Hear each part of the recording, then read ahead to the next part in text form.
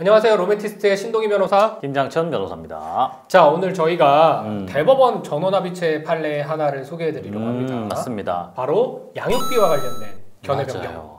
사실은 이게 올 여름 정도에 판례가 변경이 됐었는데 네. 현재도 잘 모르고 계시는 분들이 있는 것 같아가지고 네. 한번 소개하면 좋을 것 같다고 생각이 돼서 저희가 오늘 얘기를 나눠보게 되었죠. 자, 그러면 일단 기존의 판례의 태도는 어땠고 전압으로 어떻게 변경됐는지 간단하게 좀 설명해 주실 수 그러니까 있을까요? 이런 거예요. 미성년 자녀를 양육했을 때 양육비가 발생하잖아요. 네. 그러면 미성년 자녀가 성년이 되고 난 이후에도 과거의 양육비는 예전 같았으면 네. 언제든지 계속 청구할 수 있었어요. 이게 구체적으로 재산권으로 들어오기 이전에는 언제나 청구할 수 있었는데 이제는 그 자녀가 성년이 되고 난 이후부터 네. 10년간만 행사할 수 있다는 거예요. 네. 과거의 양육비 청구를. 자녀가 성년이 되고 난 이후 10년이 지났다면 과거의 양육비를 청구할 수 없다는 결론이 나왔습니다. 예전에는 내가 아이를 혼자 양육했는데 아이가 이제 성년이 됐어요. 그렇죠. 그리고 아이가 40살이 되든 50살이 되든 그렇죠. 나는 상대방에게 양육비를 청구할 수 있었는데 맞아요. 근데 이제는 아이가 성년이 되고 10년이 지나면 더 이상 청구를 못하는 거네요. 맞습니다. 그러면 그 10년이 지나기 전에 과거 양육비를 빨리 청구를 해야겠네요. 지금 이제 보시고 계신 분은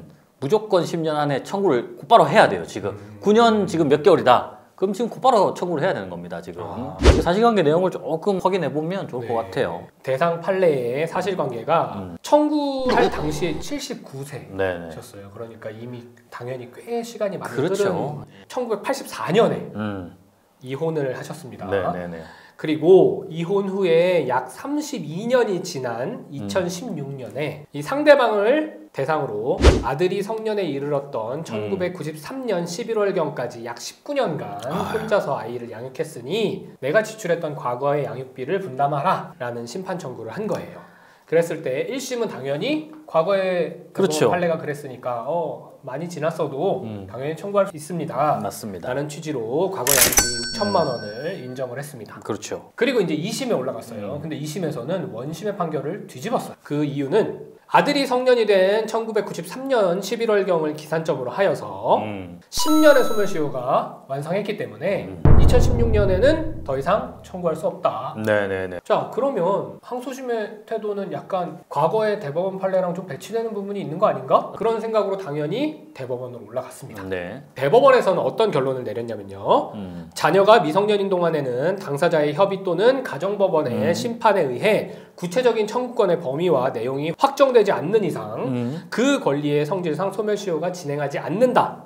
라고 볼 특별한 사정이 있다. 그러니까 미성년인 동안에는 가정법인의 심판이나 당사자가 협의해가지고 구체적인 청구권의 범위가 정해지지 않으면 소멸시효가 진행하지 않는다라고 판시를 한 것이고 이제 미성년 자녀가 성년이 될 거 아닙니까? 성년이 되면 이미 양육이 이제 종료가 되잖아요. 그러니까 그때는 당사자의 협의나 가정법원의 청구나 이런 걸로 구체적인 금액이 확정되기 이전에도 이미 독립된 처분이 가능한 재산권이다. 따라서 이때부터는 소멸시효가 진행을 한다. 그래서 일반적인 채권의 소멸시효인 10년을 진행하는 것으로 보아야 한다. 이렇게 이제 판단을 한 거죠. 네. 그러면 이걸 이렇게 나눠서 생각해 볼게요. 자녀가 아직 미성년이에요. 근데 내가 1살 때부터 혼자 양육을 했어요.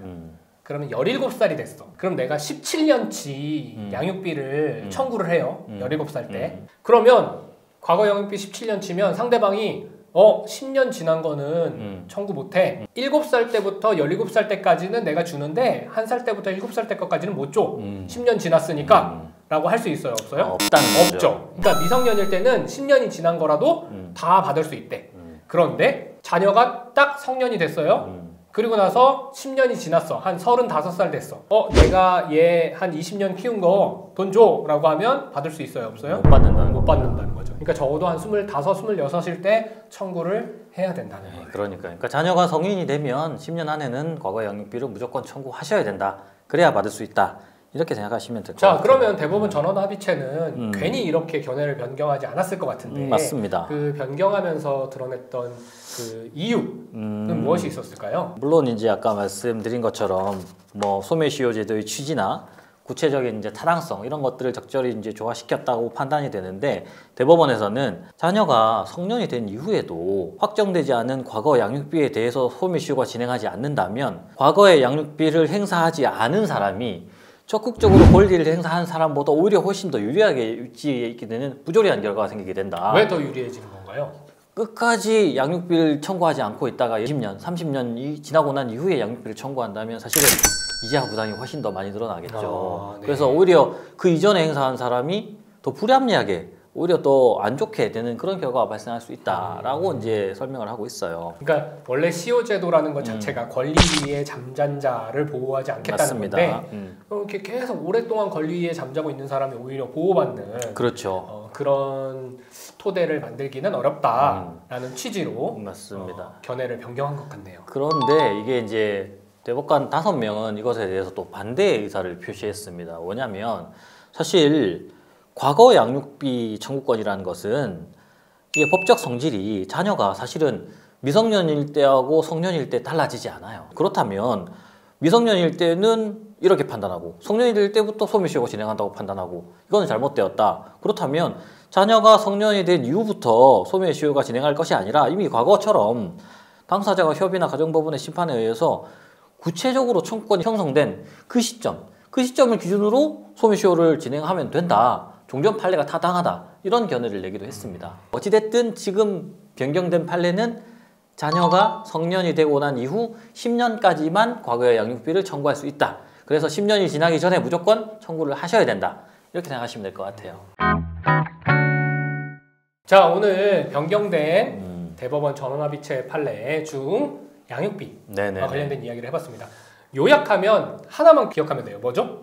성년이 되고 난 이후 10년 안에 청구하시라. 핵심은 내가 혼자 아이를 양육했는데 양육비 받아야지 라고 생각했는데 아이가 성년이 됐어요. 그러면 10년 안에 무조건 청구하셔야 된다. 이것만 오늘 기억하셔도 영상의 의미는 있을 것 같습니다. 오늘은 여기까지 말씀 나누겠습니다. 감사합니다. 감사합니다.